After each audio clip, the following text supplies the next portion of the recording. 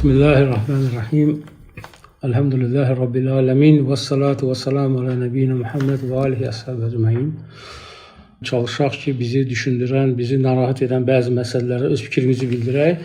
Mən hesab edirəm ki, elə bizim bu düşündürən məsələlər bütün qardaşları düşündürür, bütün ümməti düşündürür.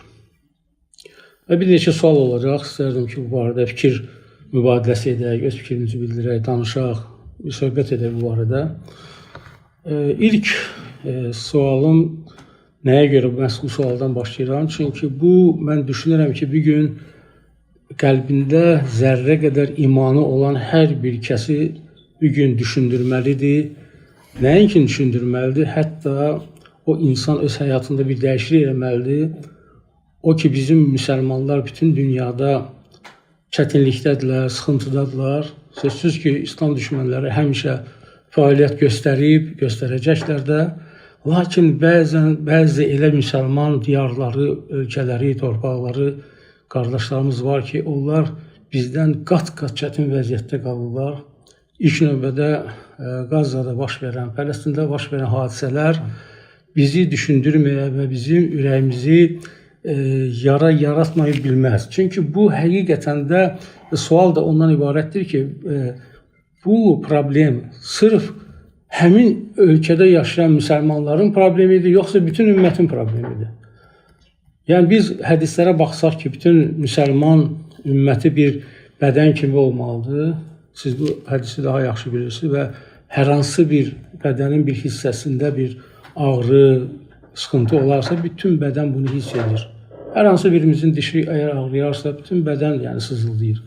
Yəni, əgər belə yanaşsaq, ümmətin problemi hamımızın problemidir. Yoxsa bəzən eşidirsən ki, bu deyir, həmin xalqın öz problemidir, öz günahlarıdır, belə bir yanaşma da var. Buna biraz açıqlıq gətirmək istəyirəm ki, bəzən biz qardaşları ümmətçiliyin olmamasında və yaxud zəif olmasında bizi qınayırlar.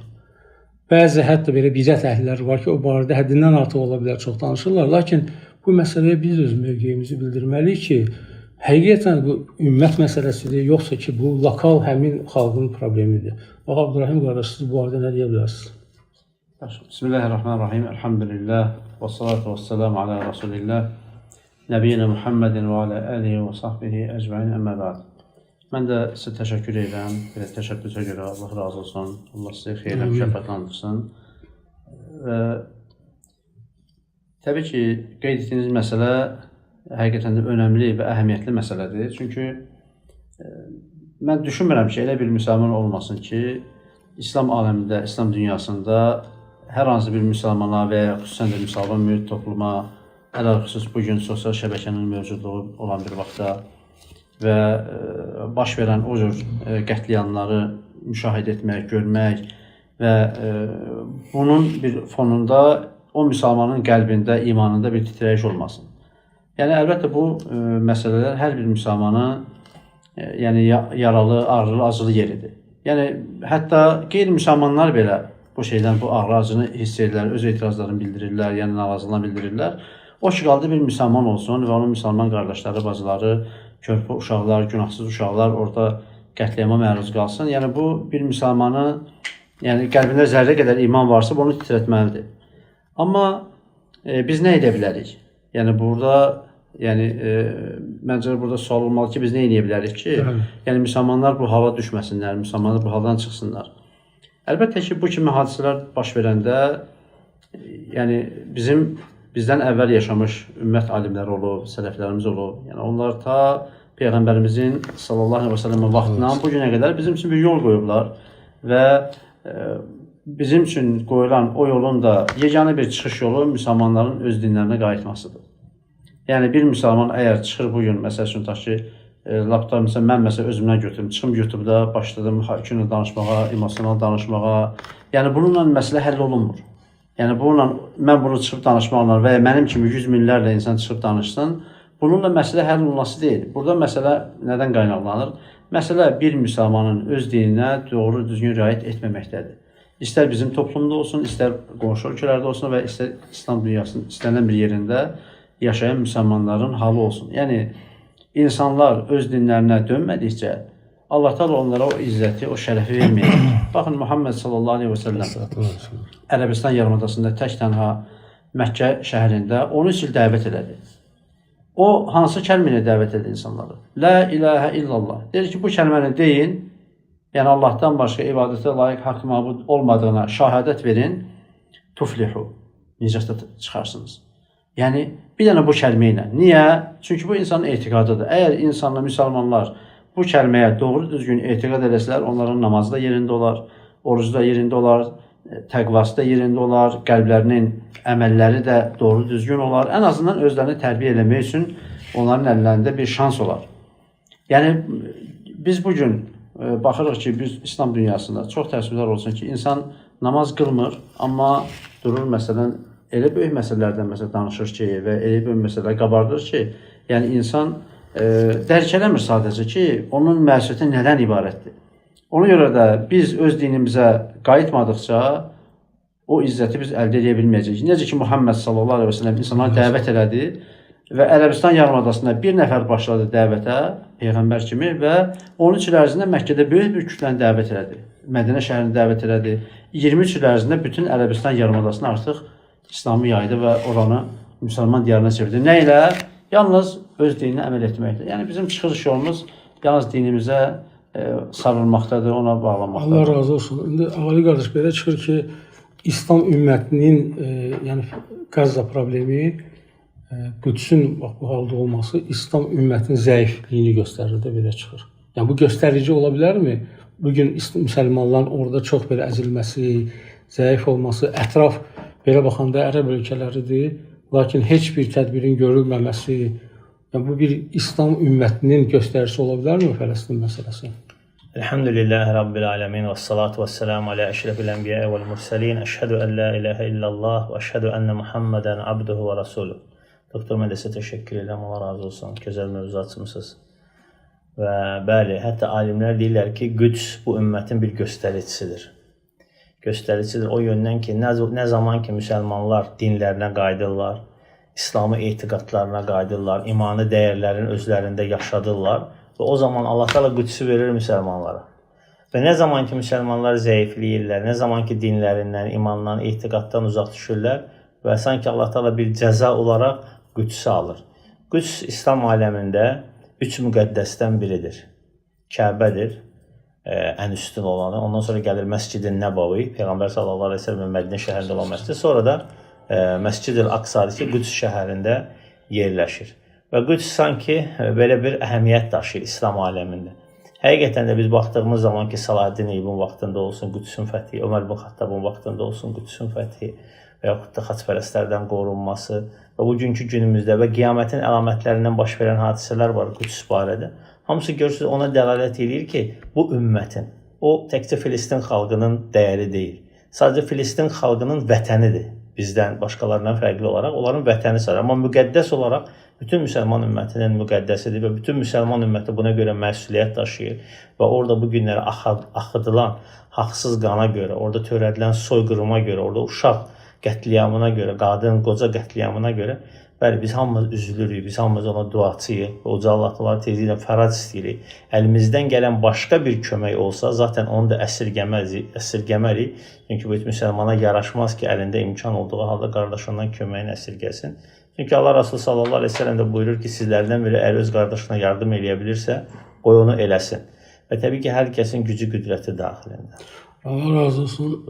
Həqiqətən də doğru buyurdunuz. Mən bir şey də Adil qardaşdan soruşmaq istəyirəm ki, yəni ki, tarixə baxanda da nəinki Qüdsdə, Fələstində hər hansı bir müsəlmanın əgər başı ağrıyarsa, ona zülm olunarsa, bütün İslam toplumu ona qarşı reaksiya göstərirdi. Belə tarixdə olub, hətta məsəl üçün, 2 müsəlman incitdiyinə görə hətta ordu göndərməyinə hədəliyib müsəlman xəlifələri, yəni İslamın izzətli vaxtında olub və bir gün də əsas sual nədir ki, bir gün bəzən, məsələn, kafir ölkələri belə deyək də, bir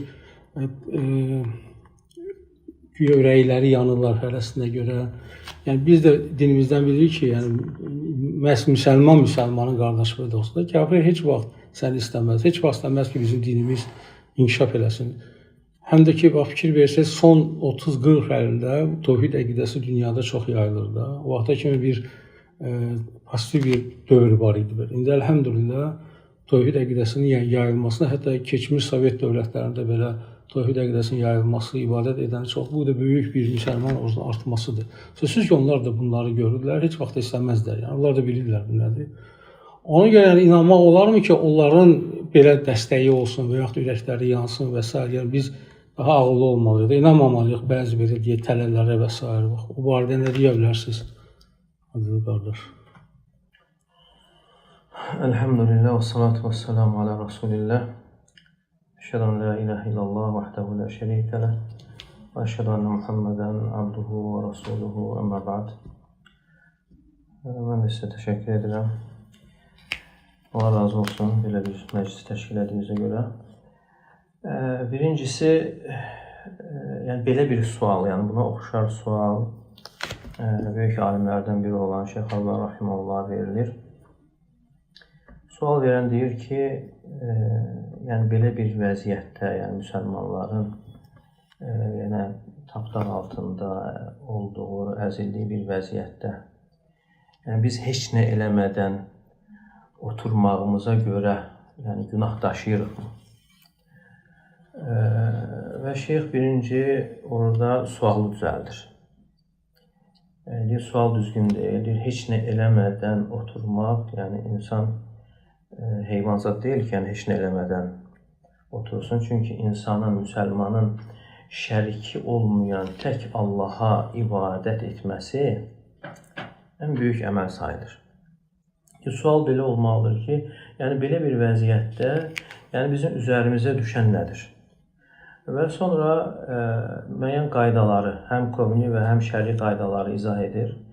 Və qovni qaydaları hamı bilir ki, وَلَنْ تَجِدَ لِسُنَّةِ اللّٰهِ تَبْدِيلَ Allah Teala'nın qoyduğu yolları dəyişən görməzsən. Və mənim burada qəsd elədiyim odur ki, insanın həyatda qalması üçün, sağ qalması üçün onun yeməsi, içməsi və təmiz hava qəbul etməsidir. Yəni, insan yemədən, içmədən və təmiz hava qəbul etmədən yaşaya bilməz. Mümkün deyil. Yəni, kimsə deyə bilməz ki, mən yemirəm, içmirəm və hava da qəbul etmədən yaşayacağım, bu mümkün deyil. Və eyni ilə də şəri qaydalar var. Necə ki, Allah Teala buyurur Muhammed surəsində İn tansurullah yansurkum və yuthabbit aqdamakum. Əgər siz Allaha yardım etsəniz, Allah Teala sizə yardım edər və qədəmlərinizi sabit edər.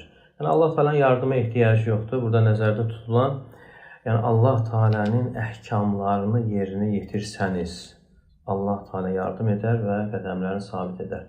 Və burada bizim üzərimizə düşən bütün müsəlmanlar olaraq, yəni Allah Teala'nın əmrlərini yerinə yetirib, qadağalarından çəkinmək.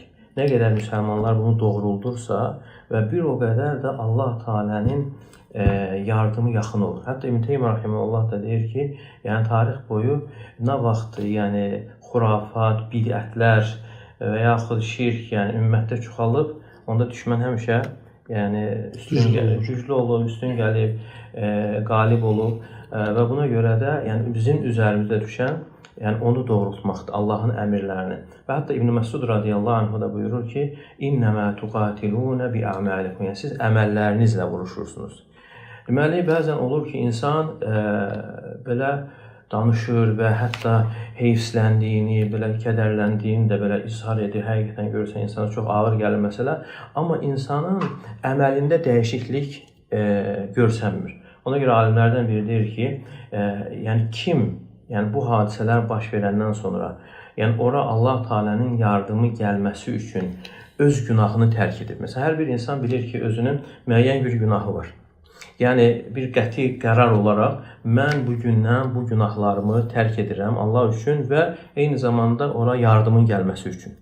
Əgər bütün müsəlmanlar bunu edərsə, yəni sözsüz ki, Allah Teala'nın yardımının yetişməsinə səbəb olar. Yəni sözsüz ki, yəni İbn Teymiyyə Rahiməhullah da buyurur ki, ümumiyyətlə o vaxtdan bu davam edən məsələlər neçə illərdir, 70 ildir, yəni bu təzyiqlər, əziyyətlər yəni davam edir. Yəni var yüksək səviyyədə olan səlahiyyətli insanlara üzərinə düşən məsələlər, bir də fərdi cəmaata. Yəni insanlar bizim üzərimizə düşən insanın dua etməsidir və əməllərini düzəltməsidir. və o ki qaldı digər səviyyədə yardım, o artıq böyüklərin, başçıların yəni məsuliyyəti olaraq qalır. Və buna görə də yəni biz ümumi dəlillərə baxdığımız zaman bir hədisdə Peyğəmbərimiz sallallahu aleyhi və səlləm buyurur ki, tədədə aleykumul uməm, yəni ümmətlər sizin üzərinizə töküləcək. Kəmə tədə'əl əkələtu ilə qas'ati, necə ki, yeyənlər bir qabdan yediyi kimi. Və sual verirlər ki, əmin qillətin nəhni, yəni biz sayımızın azlığına görə belə olacaq? Və Peyğəmbər sallallahu aleyhi və səlləm buyurur ki, bəl əntum kəfir, əksinə siz çox olacaqsınız. Və ləyənziyənnə Allah min qulubi aduvikum əl-məhəbətə minkum. Allah Teala düşmənin qəlbindən sizdən olan qorxunu çıxardacaqdır. Yəni o vaxt qorxu var idi. Hətta eşidəndə ki, müsəlmanlar gəlir, qaçırdılar. Hətta Peyğəmbərimiz sallallahu aleyhi və səlləm buyurur ki, nusirtu bir-ru'bi məsirətə şəhrin. Yəni mən bir aylıq məsafəni qorxu ilə qələbə çaldım. Bizim Peyğəmbərə xas bir əlamət olub. Peyğəmbər sallallahu aleyhi və səlləm deyir ki, mənə heç bir Peyğəmbərə verilməyən bir xüsusiyyətdir və hətta alimlər buyurur ki, bu ona tabi olanlara da aiddir. Nə qədər ona tabi olsa da ki, Umar radiyallahu anhu və onu işləndə hamı lərzəyə gəlir. Deməli, insanlar bu şey var idi. Və ləyənziyənnəllah min qulub adikum əl-məhəbətə minkum. Sizdən olan qorxunu çıxardacaq, amma sizin qəlbinizə vahən salacaqdır. Və soruşurlar ki, vahən nədir? Və buyurur ki, hubbud dünya və kərahiyyətül mavud. Dünya sevgisi və ölümü xoşlamamaq. Deməli, dəlillərə baxdığımız zaman məsələ budur. Yəni Allaha qayıtmağımız və həmçinin dualarda unutmamağımız, yəni biz onu etməliyik, dualar etməliyik və hər kəs də özünün bildiyi günahlarını tərk edərsə Allah Teala'nın yardımı olar və bir də ki, yəni o İbn Sümeyr rahimehullah bir gözəl sözü var. Deyir ki, onlar böyük ehtimalla şəhiddirlər. İstərsən zülmə məruz qalıblar, dağıntının altında qalan və güllə ilə vurulan, yəni müsəlman və şəhid olma ehtimalı böyükdür. Yəni biz onlardan daha çox özümüz üçün qorxmalıyıq, narahat olmalıyıq. Yəni bizim sonumuz nə olacaq? Yəni əlbəttə ki, onlar məzlumlar. Burada mövzudan elə gəlir, istərsənməz. Bax, gözəl vurğuladınız ki, o Peyğəmbər o vaxt demiş ki, sayınız çox olsa belə, amma qorxu olacaq, zəif olacaq. İndi bir gün baxırıq ki, 1 milyard yarımdan çox müsəlman var da, etnik insanlar. Elə uzağa getməyək, öz vətənimizdən danışaq. Hansı ki, vətənimizdə əlhəmdülillah ki, əmin-amanlıqdır, ibadət edirik, dinimizi yaşayırıq, heç bir maniyyəti yoxdur. Ancaq buna baxmayaraq, bizim vətənimizdə bəlkə də əksəriyyəti o problemi ürəyində hiss eləmir. Əksinə hətta ola bilər ki, bizim əhalidən, biz müsəlman saydığımız əhalidən o biri İslam düşmənlərini hətta müdafiə edən, bunları pisləyən insanlar az deyil. O da çox təəccüblüdür ki, onu mən açıqlama verəsiniz ki, 1400 ildir İslam gəlib Azərbaycana da. İslamı biz qəbul eləmişik və sonra bunu yaşatmışıq, alimlərimiz də olub, məscidlər olub. Yəni bu uzun müddət bir Sovetə qədər bu İslam olub. Düzdür, müxtəlif burada əqidələr qarışır və s. mövzu deyil. Lakin indi bir gün baxsaq bizim əhaliyə ürək titrəməkdən gedir də bu. Necə o Fələstində ürək titrədilər ki, hansı ki insanların əksər çox maraqlıdır ki, düşünmürlər ölüm haqqında, ölümdən sonra əbədi həyat var ya yoxdursa, bu kitab nə üçün gəlir? Bu bizə müsəlman deyirlər. Mənim dinim nəyi buyurur? Əgər insan bizim əhalinin o qrupu ki, hansı ki tamamilə belə də qeyri-müsəlman kimi yaşayır, bütün həyat tərzi. Biz Fələstindən onu gözləməməliyik. Biz Allaha olan şirkdən danışalım, başqa şeylərdən, günahlardan danışalım. Heç onu mən qoyuram bir qara. Ümumən, yəni ki, baxırsan ki, bir topluma elə gəlib ki, özdə az da deyil, çoxdur. Xüsusən cavanlarda da bu təbliğat çox gedir. Yəni, din qalıb bir qıraqdadır. Hansı ki, insan düşünsə, müsəlman həyatı həmişə Allahla olmalıdır. Hər bir addımı, həyatı, nəfəsi Allahla olmalı. Bizim bütün həyatımızda biz daim Allahla olmalı. Daim dediyimiz sözə görə, etdiyimiz əmələ görə düşünməliyik ki, bu Allah bəyənirmi, biz buna görə cavab verəcəyik. Yəni bizi əbədi həyat gözləyir də. Ona görə Peyğəmbər sallallahu demişkən, ağıllı insan odur ki, axirətini düşünsün. Yaxşı, indi axirəti düşünən insanlara bənzəyirmi bu əhali? Hansı ki, özü müsəlman sayılır, öləndə İslam adətlərini öldürmək istəyir. Bax, burada istəyərdim bir tövsiyə olsun ki, bizim cəmaat, yəni İslam dinində bu biganəlik niyə belə yaşayır? İndi şükür Allah, hər bir şərait də var, kitablar da tərcümə olunur, məscidlərimiz də var və s. Bax, burada nə etmək lazımdır? Necə biz dəvət eləyək ki, öz dinlərini heç olmasa qayıtsınlar? Təbii ki, bu məsələ yəni mühüm məsələdir və bu hər birimizi narahat edən məsələdir əslində. Lakin bizim üçün Allah Rəsulunun sallallahu aleyhi və səlləmin həyatında, onun necə dəvət etməsində, Allah Taala'nın ona necə peyğəmbərliyi onun üzərinə bir məsuliyyət yükləməsində bizim üçün böyük bir hikmət var. Yəni əgər Allah Subhanahu wa Taala peyğəmbərimizə sallallahu aleyhi və səlləmə o kitabı, yəni Quran-ı Kərimi 23 il ərzində hissə-hissə vəhiy etməyib, onu bir hissəsini təbliğ edəndən sonra başqa bir hissəsini nazil edə-edə, belə mərhələ-mərhələ nazil etməsəydi, bir kitab formasına göndərsəydi, bəlkə bu gün də yəni kimsə, hətta alimlərdən çıxıb deyərdi ki, yəni artıq hər bir şey var, internet var, kitab var, gedin oxuyun, özünüz bilərsiniz, yəni özünüz cavab verəcəksiniz. Amma biz baxırıq ki, Allah Rəsulu belə eləməyib. Allah Taala peyğəmbəri göndərib ki, o insanları təbliğ eləsin. Yəni peyğəmbər sallallahu aleyhi və səlləm Allahın rəsulu ola, Allahın ona dəstəyi ola Məkkə şəhərində söyülürdü, döyülürdü, əziyyət verilirdi. Hətta məsciddə namaz qılan yerdə gətirib onun kürəyinə səcdədə olan vəziyyətdə dəvənin içalatını, bağırsağını, o peyinini, ulaşır bir şey, onun kürəyinə belə atdılar, onu təhqir edirlər. Yəni bütün bunlarla yanaşı o nə edirdi? Səbr edirdi və Allah yoluna dəvət edirdi və onun yalnız bir hədəfi var idi. Allahın göndərdiyi risaləni insanlara çatdırsın, bəlkə kimsə bu risaləni qəbul edib, iman gətirib cəhənnəmdən xilas olar. Yəni bizim hədəfimiz, bizim məqsədimiz insanları dəvət etmək olmalıdır. Yəni hər kəs öz bacardığı qədər ətrafında olan insanı, qohumu, əqrabanı, təbii ki, öz evindən başlamalıdır hər şeydən öncə və ətrafında bacardığı qədər insanlara dəvət eləməlidir. Hər bir müsəlman, namaz qılan insan, yəni belə deyək də, özünü artıq mömin, iman əhli sayan bir müsəlman, ətrafında olan insanlara dəvət eləməlidir. Bu bizim üzərimizə düşən məsuliyyətdir. Biz yəqin ki, dəvətdə nöqsana yol veririk ki, insanlara biz o dini layiqincə çatdıra bilmirik. Yəni müsəlman çalışmalıdır ki, belə deyək də, ətrafında olan insanlara qarşı mərhəmətli olsun. Mərhəmət də nə deməkdir? Onlara o haqqı çatdırmağa hərislik göstərsin, həvəs göstərsin. Yəni bu dəvətdə də, yəni ki, elm tələbələrinin rolu çox böyükdür. Əlbəttə, bu həqiqətən də böyük bir məsuliyyətdir elm tələbələri üçün də və hər bir müsəlman üçün də. Məsəl üçün, elm tələbəsi müəyyən bir məsuliyyət daşıyır. Amma bugün elə ailələr var ki, çox təəssüflər olsun ki, məsələn, ibadət edir, məsələn, ata-ana ibadət edəndir. Amma uşaqlarına o imanı, o təqvanı çatdırmırlar. Baxırsan ki, uşaqlar hərəsi bir yerdədir, hərəsi bir yol gedir. Yəni, belə götürəndə, yəni, belə deyək də, hər bir insanın özünün bir dəvət məsuliyyəti var və o öz əhatəsində olan, öz himayəsində olan insanlara görə böyük bir məsuliyyət daşıyır.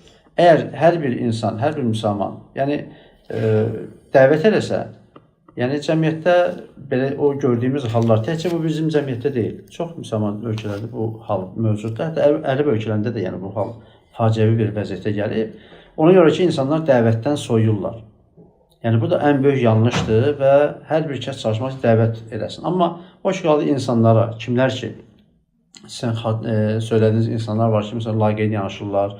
Hətta görürsən ki, müsəlmanlara qarşı edilən təcavüzlərdə düşmən tərəfə belə dəstək verirlər. Çünki Allahın əmrlərini yerinə yetirmir bu insan. Bəli. O, Fələstin necə fikirləşəcək? Bəli, çünki onun artıq o tərəflə ümumiyyət əlaqəsi yoxdur. Ona görə burada, yəni yenə də biz qaydırıq, belə deyək də, bu siyasi müzakirə eləməkdənsə... Yəni, yeni müsəlman modeli var da, birisi nə ibadət edir, nə ürəyi yanır müsəlmanlara görə, həyat tərzindəki qeyri-müsəlmandır. Təbii ki, bu, belə deyək də, bu bir reallıq əmələ gəlir. Əlbəttə, bu biraz həm bəzi dəvət edən insanların yanlış dəvət yolundan, məsələn, bəzi İslam adı ilə dəvət edən insanlar var. Görürsən, məsəl üçün, elə, belə deyək, xüsusən də musiqi fonunda, məsəl üçün, YouTube üzərindən və ya hansı sosial şəbəkə üzərindən, məsəl üçün, belə də insanları həvəsləndirən və onları qəflətdə yatırmaq üçün onlara lay-lay çalacaq bir formada materiallar paylaşırlar. Dini materiallar paylaşırlar və insanlar bir növ sanki yatızdırırlar. Bildiniz ki, onlar ayrılmasınlar. Əslində, onlar ondan daha böyük ciddi problemlər yayılır, təbliğat olunur. Bax, bugün Avropadan gələn, başqa dinlərdən, başqa mədəniyyətlərdən gələn bizim gəncləri zəhərləyirlər də, onlar şübhələr atırlar. Bunun qarşısında çox güclü bir İslam təbliğatı durmalıdır. Bütün o problemləri analiz edib, bütün onlara qarşı cavablar hazırlanmalıdır və necə təbabətdə olduğu kimi profilaktika burada daha vacibdir ki, o xəstəliyə tutulmasın. Biz bunları etməliyik. Allah razı olsun, mən Ağali qardaşa bu barədə söhbət verirəm. Bütün bu dəvətçilərin xüsusiyyətləri olmalıdır da. Çünki məsəl üçün mən analiz edirəm keçmiş İslam alimləri ilə, yəni bugünkü olan belə deyək, elm tələbələri deyək, elm əhli deyək, müqayisə edirəm də. Baxıram ki, böyük bir fərq var da. Yəni Allah hamıya bərəkət versin, bütün bizim elm tələbələrinə, biz onları çox istəyirik, onların rolu çoxdur. Həqiqətən Allah onları sabit eləsin, mehriban eləsin. Amma yəni ki, biz özümüzə də qarşı tənqidi biraz yanaşmalıyıq ki, özümüzü daha da kamilləşdirək, inkişaf edək. Bu olmasa mümkün deyil. Məsələn, keçmiş İslam alimləri həyatına baxanda görürük ki, bu alimlər çox hərtərəfli elmlər, universal alimlər olublar. Elmin bir çox sahələrini biliblər, cəmiyyətin problemlərini biliblər. Cəmiyyətin içində, onların arasında bax, məsələn, İbn Teymiyədir, İmam Cəfərdir, bax, belə İmam Cəfər Sadiq dediyimiz, məsələn, başqa alimlər çox, hətta dünya alimləri də, dünyavi alimlər də, dini bilikləri çox gözəl olub. Mütləq surətdə Quranı əzbərləyiblər, dini bilikləri olub. Baxsan, bütün İslam alimlərinin onlar çox hərtərəfli olublar. Deməli, baxırsan ki, o keçmiş alimlərin ki, belə universal elmləri olması da, onların da ona görə cəmiyyətin problemlərini başa düşürdülər, dini cəhətdən izah edirdilər. Yəni ki, hətta müxaliflərə cavab vermək üçün onların elmini öyrənirdilər. Məsələn, İbn Teymiyyə kimi böyük nəhəng alimlərə baxırsan əsərlərinə, bütün müxaliflərin şübhələrini gətirir. Yəni bilinir ki, onları oxuyub öyrənib də. Bir gün də baxırsan ki, elm tələbələri var ki, bəzən yəni dünya görüşləri biraz inkişaf etdirmək lazım. Onların məhdudiyyətindən bəzi sualları başa düşmürlər. Məsələn, elm tələbəsinə sual verilir ki, psixologiya elm varsa nə deyə bilər? Deyə olmaz, haramdır. Bu niyə haramdır? Heç bilirsən psixologiya nədir? Psixologiya nədir? İnsanın davranışıdır. Yəni insan necə davranmalıdır? Məgər bizim İslamda insan davranışına aid hədislər yoxdur. Hədisdən artıq çox. Əksinə insanı tərbiyə edən, qəzəblənmə məsələsi, qəzəbli olanda halın dəyişməsi, zikr etmək, dəstəmaz almaq, cəmiyyətlə necə olmalıdır? Bütün hallarda bizdə bu elm var. Lakin haradansa heç bilmiyoruz da nədir? Məsələn, bir psixologiya bir misal deyək. Ya istər astronomiyadan sual verirsən, astrologiya ilə qarışdırır. Deyir, olmaz. Niyə olmaz? Ən böyük astronom alimləri, müsəlman alimləri olublar. Bunun çox faydası var, məsəl üçün. Və s. Yəni, bu sahədə bir balaca öz üzərində işləmək lazımdır ki, dəvətçinin bir nümunəvi bir obrazı olsun. Həm əxlaqi cəhətdən, həm geyim cəhətdən, həm danışıq cəhətdən, həm elmi cəhətdən, həm bütün sahələrdən bu dünyada baş verənlərdən bilməlidir.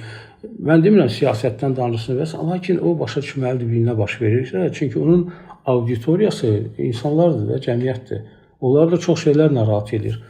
Mən düşünürəm, bax, bunu mən niyə müqayisə gətirdim ki, yəni ki, bu çox vacib bir keyfiyyətdir.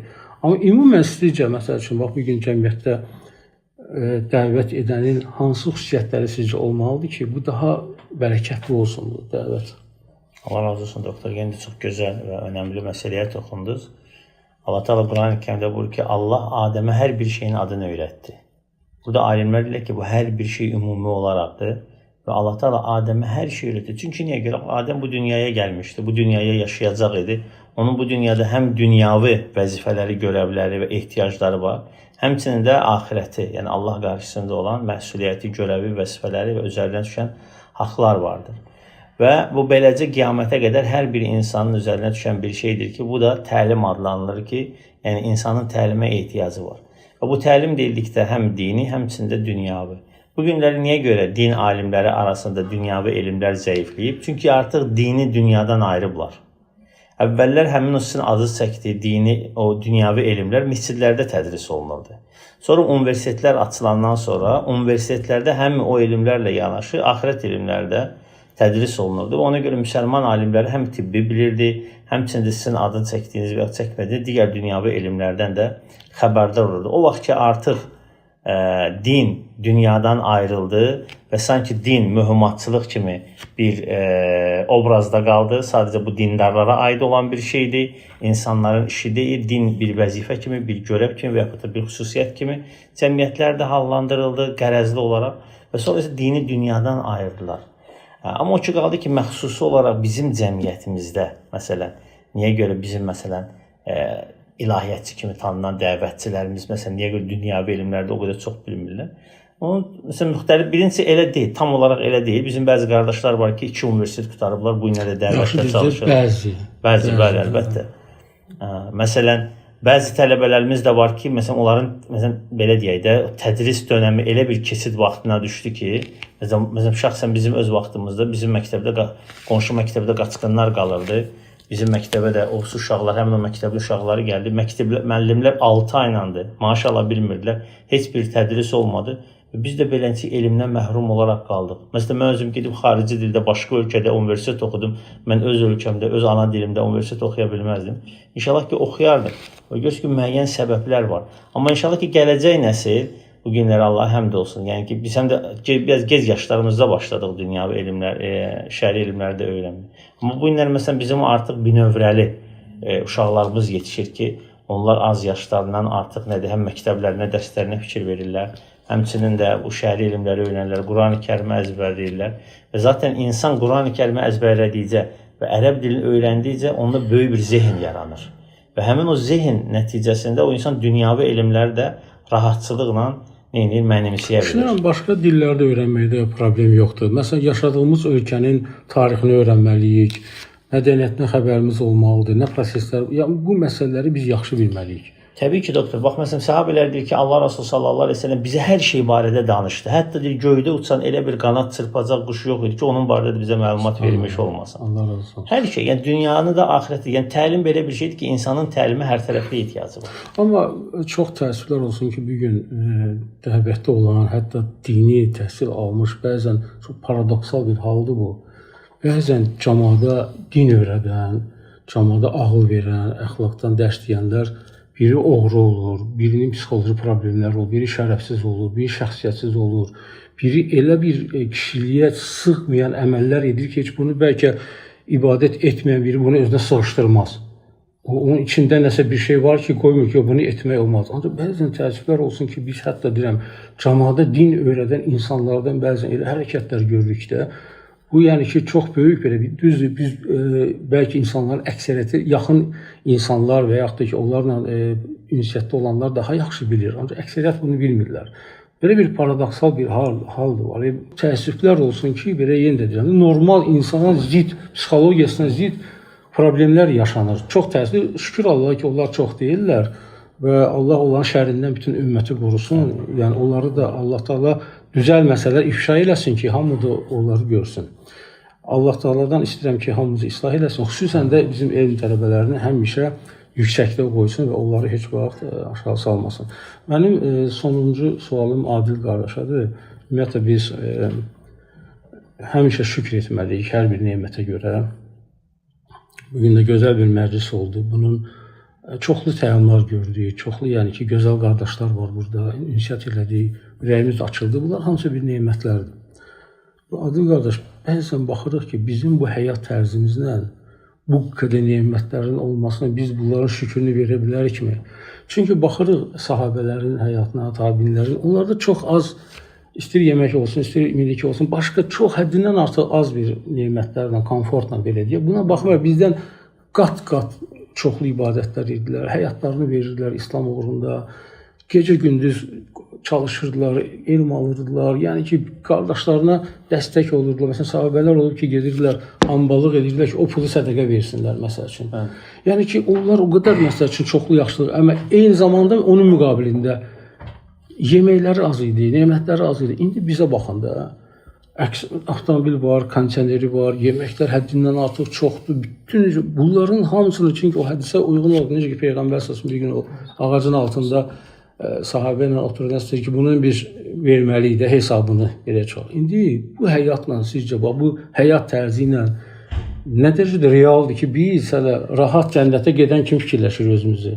Bu qorxuludur hərdən, insana qorxulu gəlir ki, biz bunların şükrünü verə bilərikmi? Bax, belə yaşamaqla adi. Bu barədə nə tövsiyə eləyərdiniz bizə?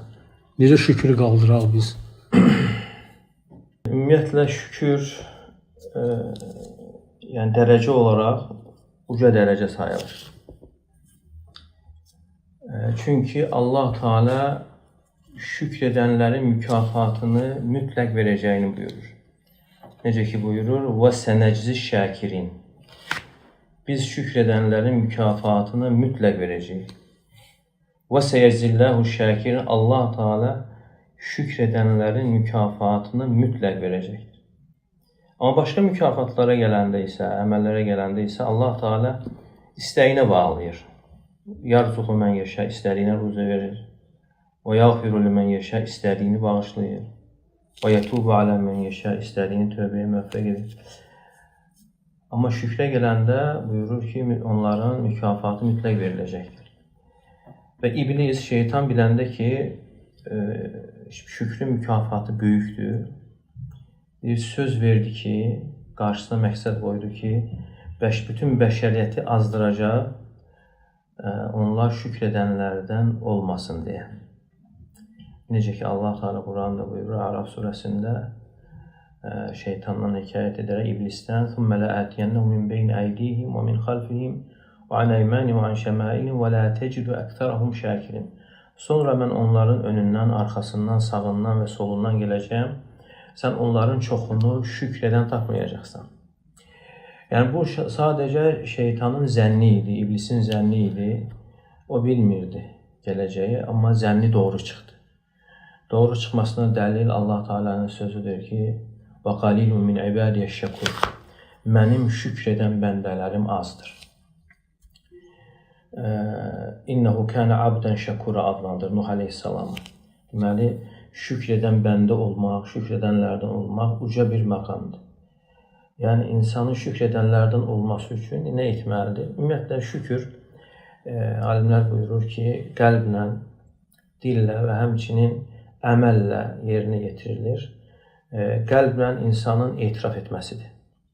Nimətin nimət olduğunu və onun hardan gəldiyini, nimət verəni tanıması və sonra nimət verəni sevməsidir. Bu, qəlbin əməlidir.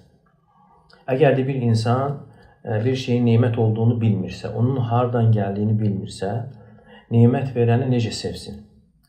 Və bundan sonra isə dili ilə həmd etməli və həmçinin onu Allaha mənsub etməsi dinlə olan şükrə aiddir və əməllərlə də nimət verənin razı qaldığı yerə yönəltməsi ilə olur. Nimət verənin Allah Teala'nın razı qaldığı yerə yönəltməsi ilə olur. Və o ki qaldı, yəni o şükr edənlərdən olması ən birinci ibadətlə olur. Çünki ibadət etməyən insan əslində şükr etmiş sayılmır. Nə qədər şükür desə də şükr etmiş sayılmır. Çünki Peyğəmbərimiz sallallahu aleyhi və səlləm keçmiş və gələcək günahları bağışlanmış olduğu halda, yəni o qədər qiyamda, gecə namazında ayaqda durardı, ayaqlar şişərdi, yarılardı ayaqlar. Və Ayşə radiyallahu anhə soruşur, deyir ki, yəni Allah Teala sənin keçmiş və gələcək günahlarını bağışladığı halda nə üçün belə edirsən, özünü yorursan? Və Peyğəmbər sallallahu aleyhi və səlləm buyurur ki, Əfələ uhibbə ən əkunə abdən şəkura, məgər mən şükr edən bəndə olmağı istəməyimmi? Yəni Allah Teala'nın mənim keçmiş və gələcək günahlarımı bağışlaması özü-özlüyündə bir nimətdir və bu nimətə qarşılıq da mən şükr edən bəndə olmaq istəməyimmi? Və həmçinin insanın niməti Allaha mənsub etməsi. Yəni bir çox insanlar nimət gəldiyi zaman niməti özündən görür. Yəni mən bunu öz elmimə görə, öz bacarığıma görə, öz təcrübəmə görə əldə etmişəm deyir. Allaha mənsub eləmə. Amma bilmir ki, Allah Teala'nın yardımı olmasa, yəni nə qədər təcrübəsi olsa da, bacarığı olsa da, yəni mümkün deyil ki, onun müvəffəq olması. Necə ki, o elm haqqında bir şeir var. Misra keçir ki, İdə ləm yəkun avnun minəllahi lil-fətə fəəvvəlu mə yecni aleyhi ictihadu. Əgər Allah Teala tərəfindən insana yeni yetməyə Allahın yardımı olmasa, onun qarşısını alan, onun ilk qarşısını alan öz çalışqanlığı olacaqdır. Yəni bəzən insan öz çalışqanlığına güvənir və yardım istəmir. Və elə nə qədər çalışsa da alınmır. Çünki müvəffəq edən, onu qəlbə yerləşdirən, yəni Allah Teala'dır. Ona görə insan bunu mənsub etməli və həmçinin danışması. Allah Teala buyurur ki, nemətləri danışmaq. Və əmmə bi ni'məti rabbikə fəhaddith. Rəbbinin nemətlərinə gəldikdə onu danış. Və həmçinin Peyğəmbərimiz sallallahu aleyhi və səlləm buyurur ki, ət-təhəddüsü bi ni'mi şükrun və tərkuha kufrun. Nemətləri danışmaq şükür və tərk etmək isə, danışmamaq isə bu küfürdür, yəni nankörlükdür. Yəni Allah Teala qullarından nankör olanı sevmir. İnnəl insənə li rabbihi ləkənud. Həqiqətən insan Rəbbinə qarşı nankördür. Və bu ayənin təfsirində Həsən Basri rahimehullah deyir ki, nankör, yəni kanud o insandır ki, nə vaxt yanına otursan, başına gələn müsibətlərdən danışar, amma Allah Teala'nın ona sayısı hesabsız verdiyi nemətlərdən söz açmaz. Xəstəyəm, ağrı, acılar var, problem var, iş getmir, sıxıntı var. Amma onun xəstələndiyi günləri bir araya toplasan, bir ildə bir ay olsun. 11 ay sağlamdır. 11 aydan danışmır, o bir aydan danışır. Və yaxud da ilin neçə günlər yaxşı yaşayır, ruzi gəlir. Yəni bir neçə gün yaxşı olması görürsən, ondan danışır. Deməli, insan bu nankörlüğü cəhənnəmi qazandıran əməllərdir. Necədir ki, olmasın, Peyğəmbər sallallahu aleyhi və səlləm bir dəfə qadınlara xitab edərək deyir ki, ey qadınlar toplumu, tasaddaqna və əksirnəl istiğfar. Siz deyir, sədəqə verin və çoxlu istiğfar edin. Mən cəhənnəmin əksəriyyətini sizin təşkil etdiyinizi gördüm qadınlara. Və bir ağıllı qadın sual verir ki, nə üçün ya Rasulullah? Və Peyğəmbər sallallahu aleyhi və səlləm orada qeyd edir ki, təkfurnəl aşir. Yəni siz ər nemətinə küfr edirsiniz. Ər nemətinə küfr edirsiniz. Yəni bir el sizə yaxşılıq etsə, bir dəfə yaxşılıq görməsəniz, deyirsiniz ki, ömür boyu səndən yaxşılıq görməmişəm deyirsiniz. Deməli, buradan fayda olaraq çıxır ki, əgər qadının ərinə olan nankörlüğü, küfr etməsi cəhənnəmi qazandırırsa, görün onda insanın Rəbbinə olan nankörlüğü necə qazandırmasın. Və həmçinin insana şükr edənlərdən olması üçün Peyğəmbər sallallahu aleyhi və səlləm bizə verdiyi bir qayda var. Buyurur ki, unzuru ilə mən huvə əsfələ minkum və lə tanzuru mən huvə fəvqakum. Yəni, siz sizdən aşağıda olanlara baxın, yuxarıda olanlara baxmayın. Fə innəhu əcdəru əllə təzdəru ni'mətəllah aleykum. Əgər belə etsəniz, Allahın sizə olan nemətini dəyərsiz görməzsiniz. Həqiqətən bu çox mühüm qaydadır. Yəni, bu qayda insana xoşbəxtlik gətirən bir qaydadır. Bəzən görürsən, insanların intihara da yönəlməsinə səbəb, yəni insanın başqaları ilə məşğul olması, başqalarına baxması səbəb olur. Özlərinin intihara. Amma nə vaxt ki, insan özündən aşağıda olanlara baxır, onda görür ki, Allah Teala'nın onun üzərində nə qədər böyük neməti var.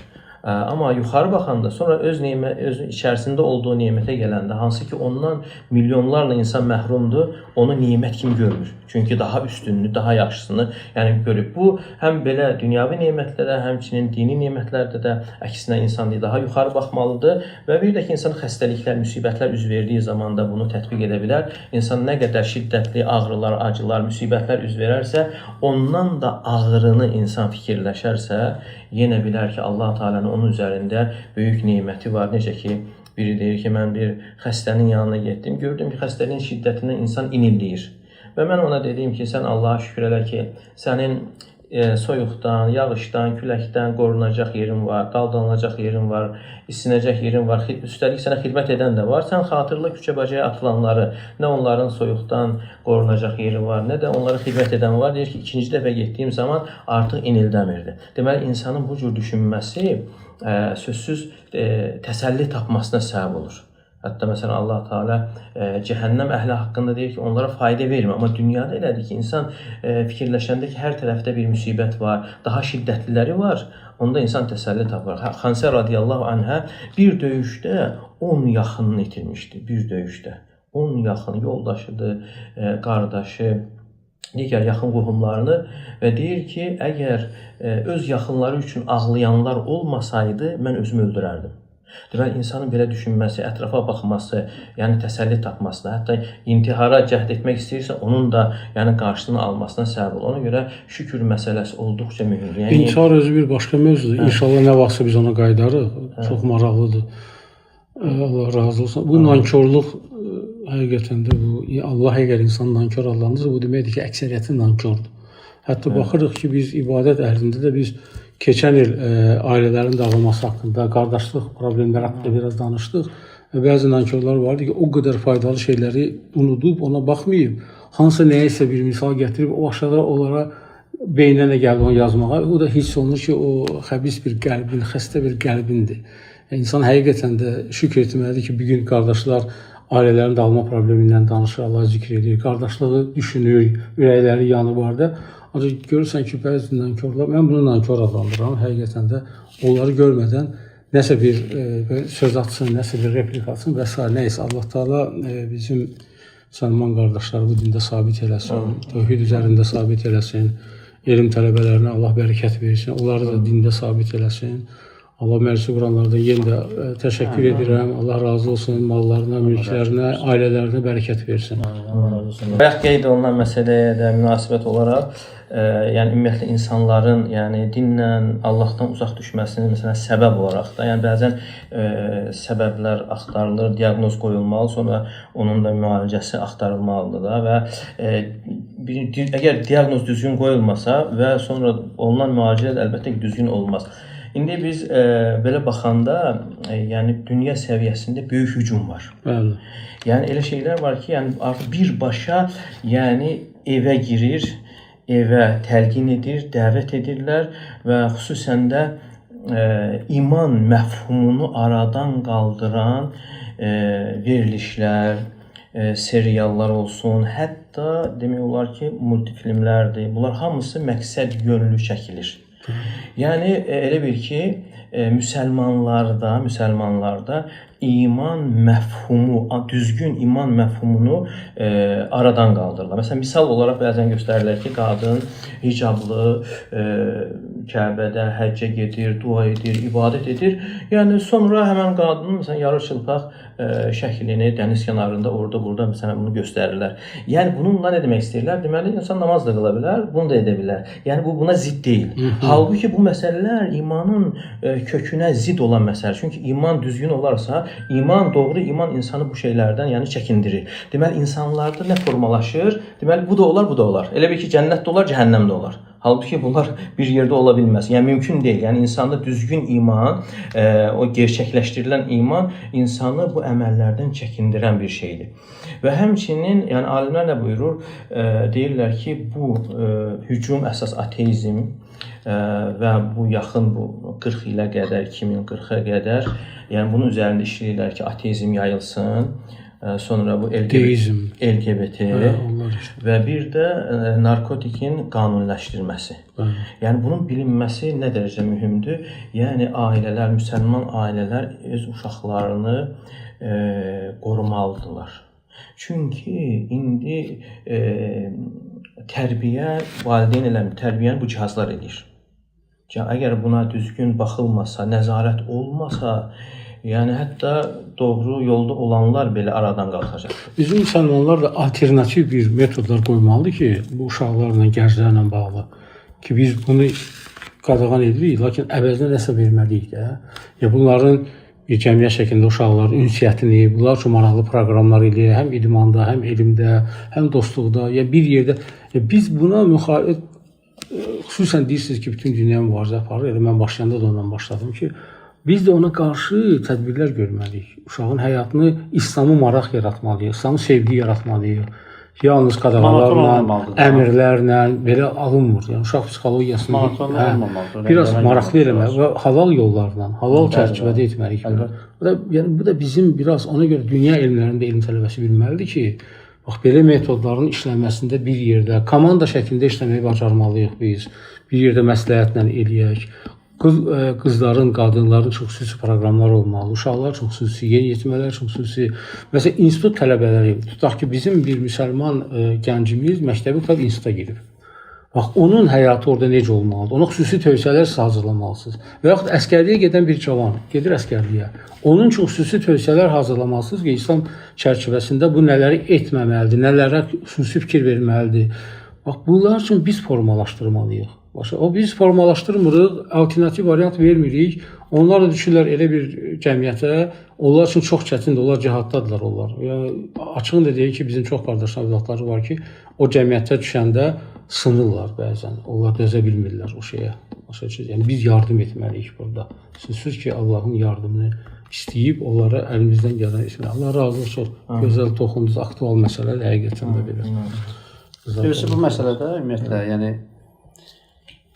ailələr özləri də maraqlı olmalıdırlar.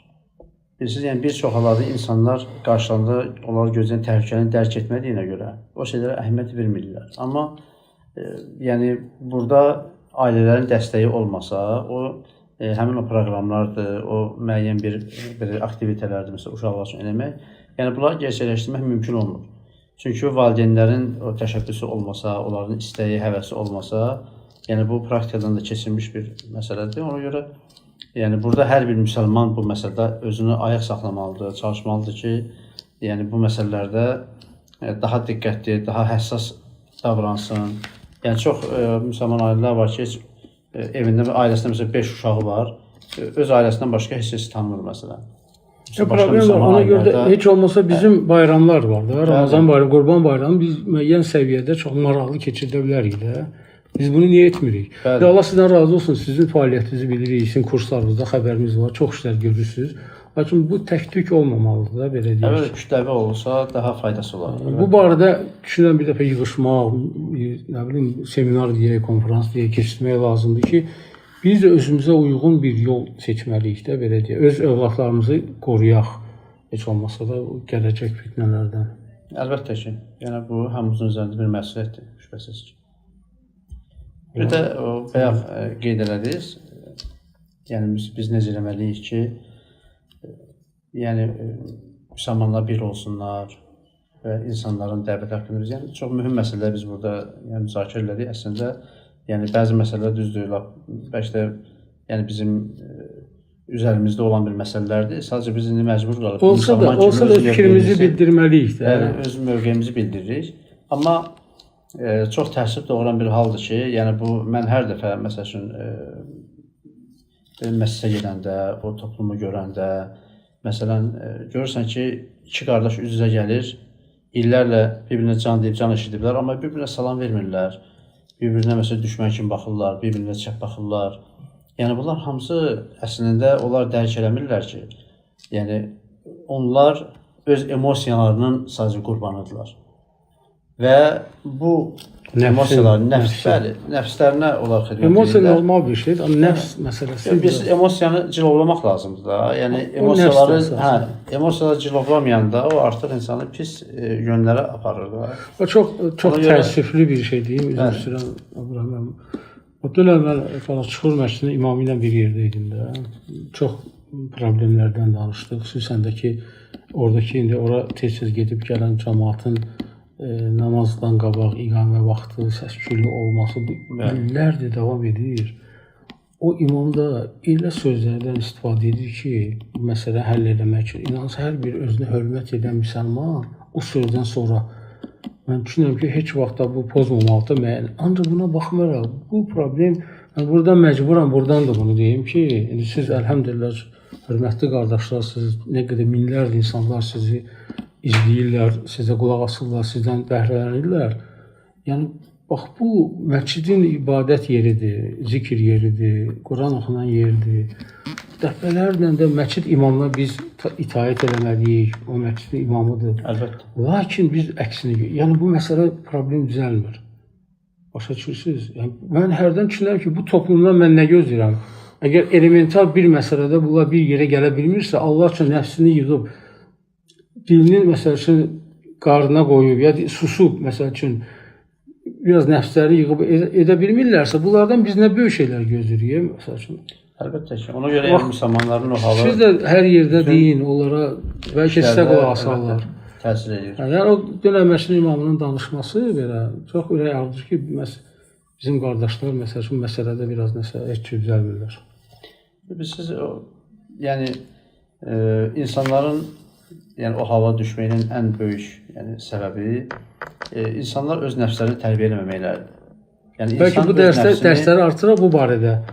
Əslində hər bir insan özünün tərbiyəçisi olmalıdır. Yəni dərs artırır, əlbəttə dərslər artırılmalıdır. Yəni bu da çıxış yollarından biridir. Lakin insanlar özlərini hər gün yeniləməlidirlər. Yəni adi bir telefondur məsələn. Telefonu bir həftə söndürüb yandırmayanda özün telefon ilişir, yaxşı işləmir. Yəni onu amma söndürürsən, yandırırsan, insan da belədir. İnsan da özünə bir necə update eləməlidir də hərdən bir. Yəni bir refresh eləməsini eləməlidir ki, təzədən sönsün, təzədən yansın. Bu da insan üçün nə edir? Qəlb əməllərini titrətmək lazımdır. Yəni insan qəflətə düşür. Yəni müəyyən bir müddətdən sonra namaz qılır, ibadət, oruç tutur, sədaqə verir və s. və arxayınlaşır. Bizi bu arxayınlıq nədir? Artıq şeytanın qəflətidir. Yəni şeytan onlar biliyorsan ki, elə qınaqlar eləyirlər ki, həmin toplumda kimsə əgər balaca bir məsələ, bir balaca nəsə başqa cürsünə aparsa, həmin an onlar reaksiya verirlər, hədis danışırlar, elə düzgün deyil və s.